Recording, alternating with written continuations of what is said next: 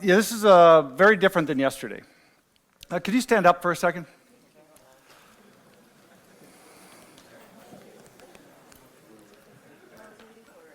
You stretch. Take a deep breath. Whew. It's been a long day. 2 days. All right, thank you. Just want you to be centered and brain fresh with some blood. Oxygen, yes. We have a podcast called Relearning Leadership, and that's one of my other roles is as a podcast host. And we've done this for about 3 seasons, and I look at it as a very selfish act of wanting to learn, to really be curious about how others see leadership and how others experience leadership, and how my experience may not be the same as others. And this thing keeps getting twisted. I apologize. Okay. This has come undone. I'm just going to do this. That's fine. There we go. You're on. Give me that. All right. Got it. There we go. So, this was a surprise to me. I went back a little bit ago and reflected a little bit about some of the episodes that we've put together and some of the leaders, some of the experts we've had on the show to try to figure out, is there something we can learn from who we're talking to? And the answer, I didn't go in with an answer, and I came out with something that shocked me. Not in an unexpected way that way, but in a really positive way that we don't often think about leadership. We've had a lot of really cool experts on our podcast. People like Mirko Kleiner, who's in charge of lean agile procurement. He brought on a Henrietta who in Australia works for an incredibly large oil and gas organization, energy organization, to talk about not necessarily lean agile procurement, but more about a story about change and leadership and how leaders can impact and influence policy within the organization. We've had people like Luke Homan, many of you know and have experienced in our Agile community for many years. He surprisingly brought on a teacher in the New York school system who's catalyzing change and teaching things around financial management and understanding of finances and money and responsibility to young children. Luke is a social entrepreneur and focuses on a number of things, including SAFE, but has a whole nother side to his world. We brought on a Juilliard-trained jazz musician. One of my favorite episodes, Gerald Leonard, and combined him with somebody he works with who's in the Virginia Department of Transportation in a show we called Focus on the Music, which combined the theory of music and music production and jazz with project management. Fascinating story about the constructs around change and around adaptation. I think Bas told a really cool story about interdependence and coordination. A lot of that can be found in jazz. And so some really fun stories here. And the final one I'll just highlight here as kind of a surpriser. We brought in a former boy band member who's now a leadership coach and a former jailed drug dealer who now runs about a $2.5 million HVAC company. That's like heating and cooling company. Has about 5 trucks and basically was talking about the construct, what does it take to get past your own demons, to focus on something positive in the world. Fascinating story about most won't, I will. That's one of his coaching brands there. So we've had over 40 episodes across 3 seasons. It's not a huge library, and this is just a sampling of some of them. We've had Shauna Shu, who is actually runs an animal farm and uses animals to teach leadership. And whatnot. And now, coming out of this, as I was analyzing all these stories, I was going through all this, I was thinking, what is leadership? And we often think leadership is what you see right now in front of you. Somebody in charge, somebody in the spotlight, somebody who speaks up. I think we heard a story about the extroverted leaders, things like that. I want to highlight 3 other things that jumped out to me, and I'm going to share just a little bit about those, and I'm going to culminate that in one story. These 3 things are the themes that came out of my own research. Focus, centering our purpose. One of my favorite people in the world, Jasmine Kiel, she's now since retired from Swiss Re. She was head of HR research and insights and human resources at Swiss Re, Zurich-based. She came onto our show to talk about the future leader.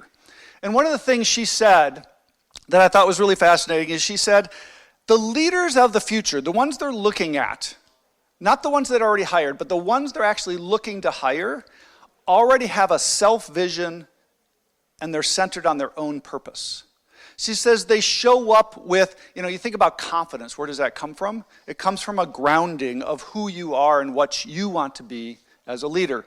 But she also said something else interesting. She said, the leaders we also look to put themselves in heat experiences. Now, what is a heat experience?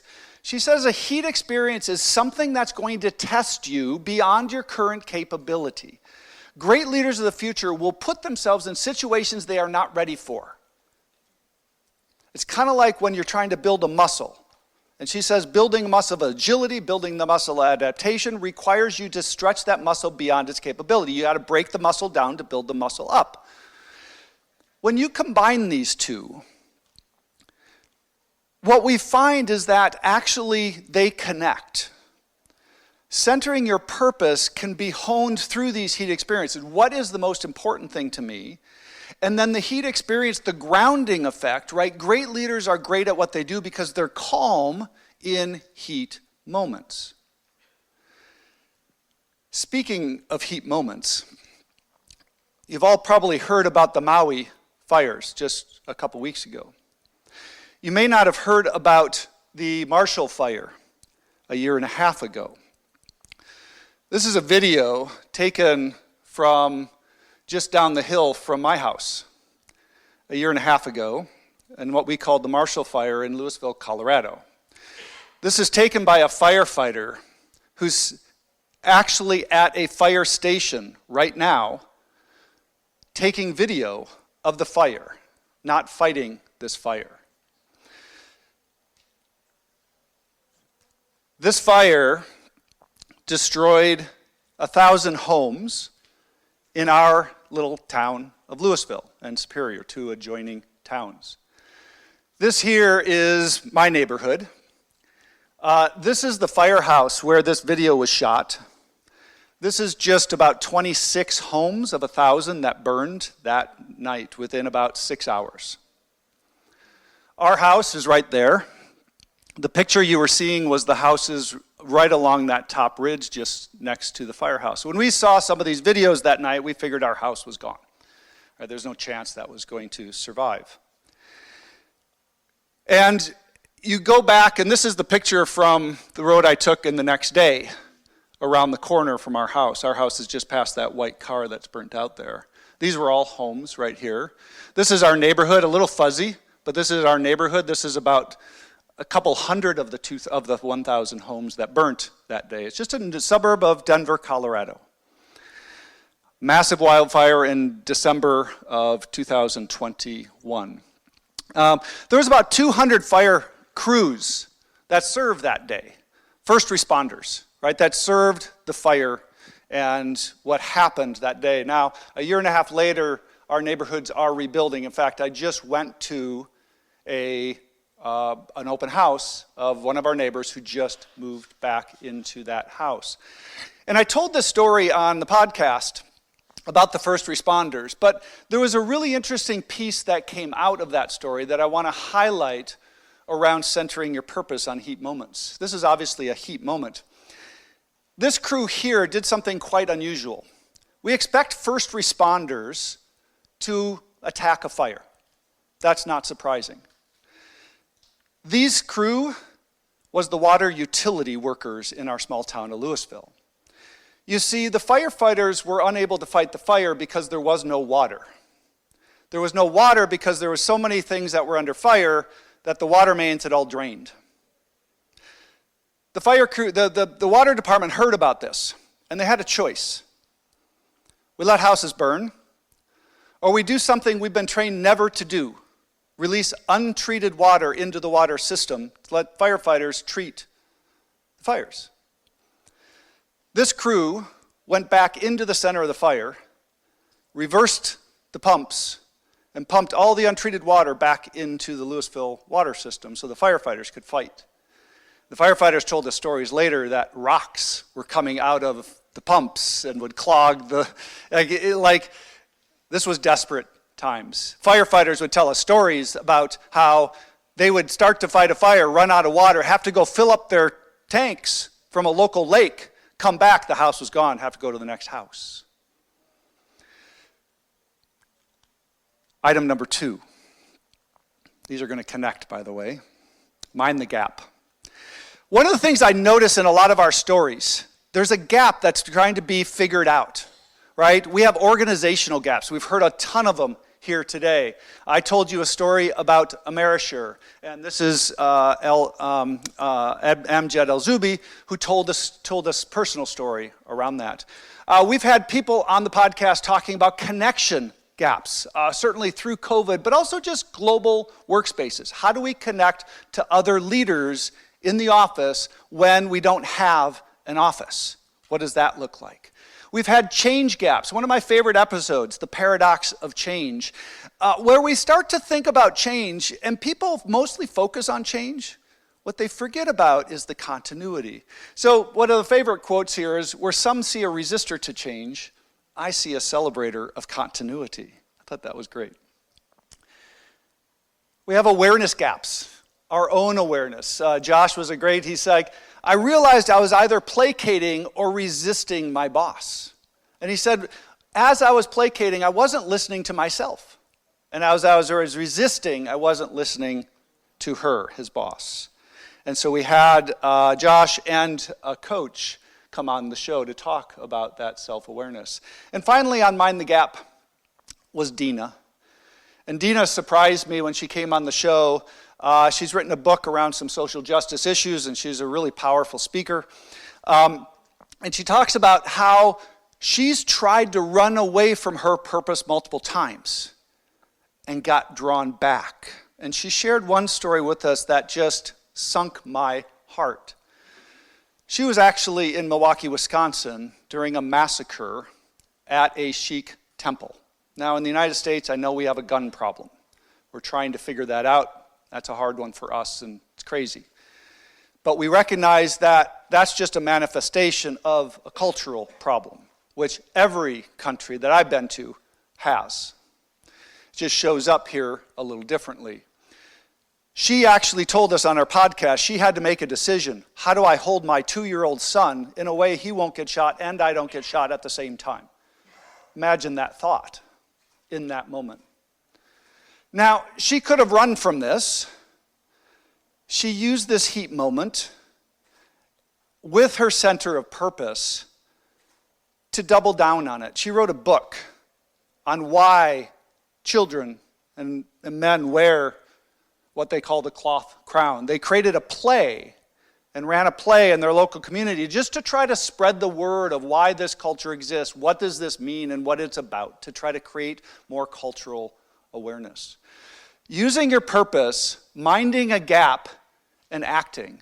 We just saw Giuseppe talk about emotional intelligence. Emotion plus action equals impact. That's what we're seeing here. Number 3, shining the light on others. I would argue that pretty much every episode, not all, but most, are illustrations of shining the light on someone else.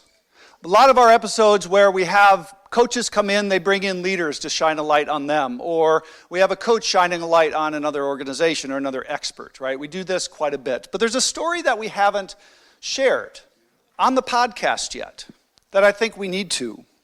And I want to share this story with you. And it's a story that really combines these three elements: centering your purpose, minding a gap, and shining the light on others. There was a woman in our community, in our street, who after the fire wanted to act, wanted to do something, recognizing the incredible challenge the first responders went through on that night. The stories we had heard are just horrendous. The firefighters were not prepared for this. They were told it's a grass fire. They came with the wrong equipment. They were inundated. They told us stories of they have two people holding the hose, and they have one person holding another hose spraying those two people because the heat in those homes was so hot. It was 4 times hotter than a normal house fire, enough to bend steel beams. And they had to cool down the people holding the hose. Someone in our community wanted to do something for them. She did some community action. She gathered money. She gathered cards of thank yous to those who lost houses and didn't lose houses. And she wanted to see and give a feedback to the fire crews. And so she identified 13 crews who were actually on our street, in our neighborhood, 13 of the 200. And that actually wasn't easy, by the way, because it was so chaotic. Firefighters simply showed up, nobody could tell them what to do, and they saw a fire and they went and fought it. They would go away because they lost water, go to a lake, fill up, come back, and they'd realize there's another fire, let's go over there. It was chaos. This person started to visit these fire crews and realized others were there, and she would visit more fire crews. Boulder Rural, Louisville, Longmont. These are neighboring cities in the country, in the mountains. Lafayette, South Metro in Denver. This is about 30 miles, 40 miles away. Adams County, 20 miles away. Denver Metro. Sable, which is way out in the middle of I never visit Sable. We met some of these crews that were so far away that we're amazed they even got there for that fire. Big Elk Meadows. The person I'm talking to happens to be my work and life partner, Jana. And I would actually like her to come up here. She's with me here today, to come to the front. And I want to just have her share a couple of words about, she's like, Pete, why are we doing this?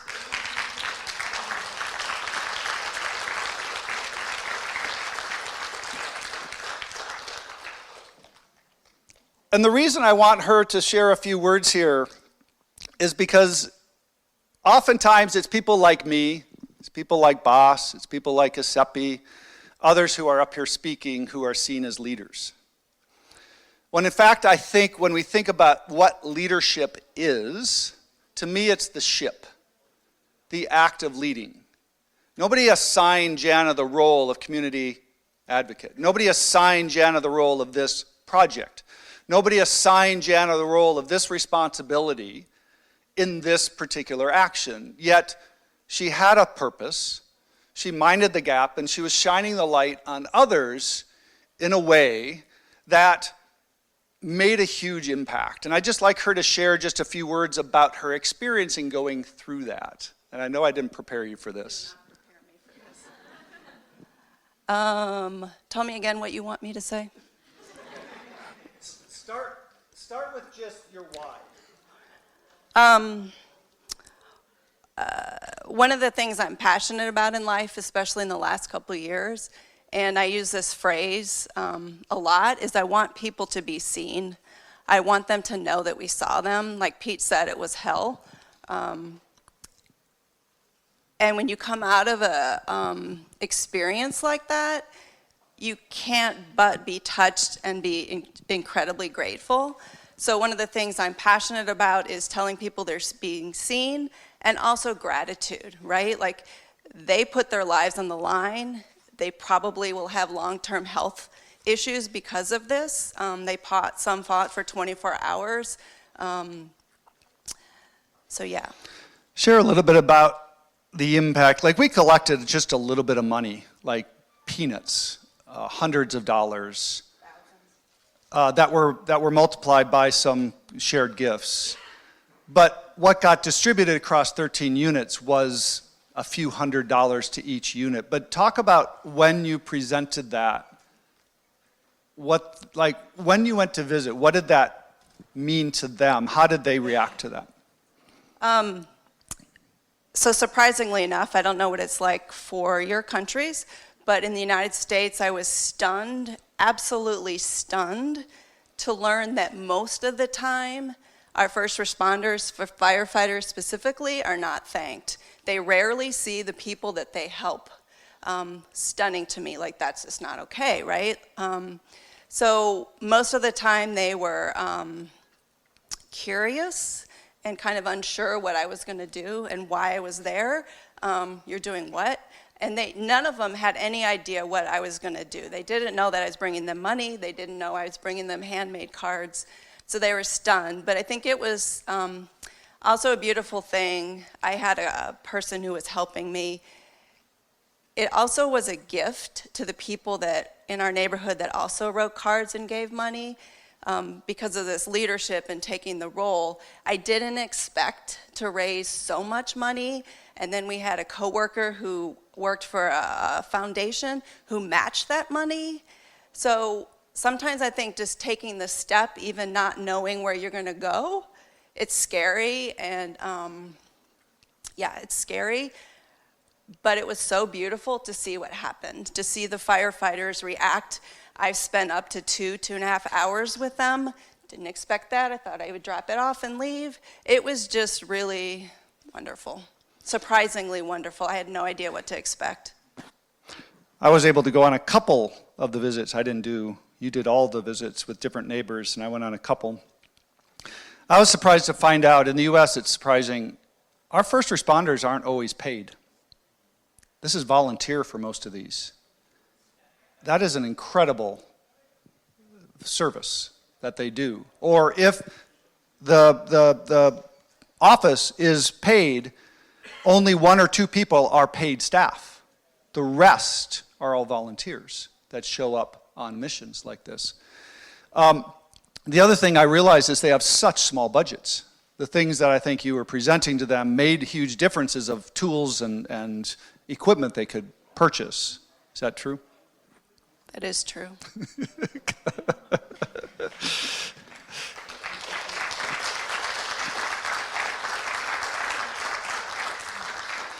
Maybe a final point, just a reflection of how do you see yourself as a leader? Because I don't think we often put someone like you in that position, or I don't think you often has seen in the past yourself as a leader. And I'm just curious for you to share, because there may be others in the room who have a similar characteristic or style or position, may not see themselves as a leader. And I'm curious if you could explain that perspective. So the talk that was earlier today on introverts, that's me, right? And so I'm so much more comfortable for our company. I do stuff behind the scenes. I am so much more comfortable doing that. So I totally identify with that.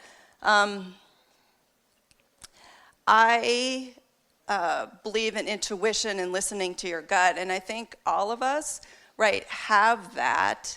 And I think if we listen to that, that will lead us down the road of leadership, right? Like if you have an idea of, I don't even know what it would be, something with your team or a good idea or a pet project or something you're passionate about, us introverts especially, if we can just speak up and take the first step and be brave and be courageous.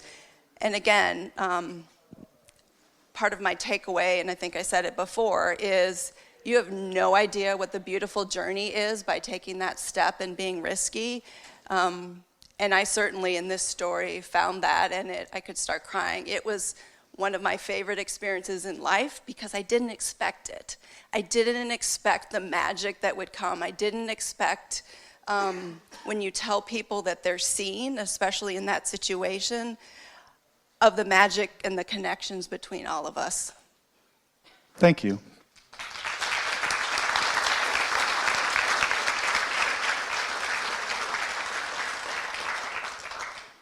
So the surprise to me And maybe, as I said, not a complete surprise, but maybe a remembering or just a renewed view. Leadership's often on a pedestal. It's often the ones we see in the spotlight. How do we celebrate the rest of the leaders that are doing things that aren't seen as leadership? And I think as you look at your role as leader, thinking about what does that take to demonstrate leadership, and sometimes you're not given the role, the title. And as a coach, I get frustrated sometimes, and as a leader myself, I got frustrated with my employees and my coachees who say, well, I don't have the title. I'm not blessed with that. I don't have the power. And I guess my reaction to that is you have a lot more power, I think, than you giving yourself. And to take an opportunity to kind of find what is most valuable to you, identify those significant gaps, or a significant gap, a meaningful gap, and then start shining that light on others in a way that starts to catalyze change. Thank you.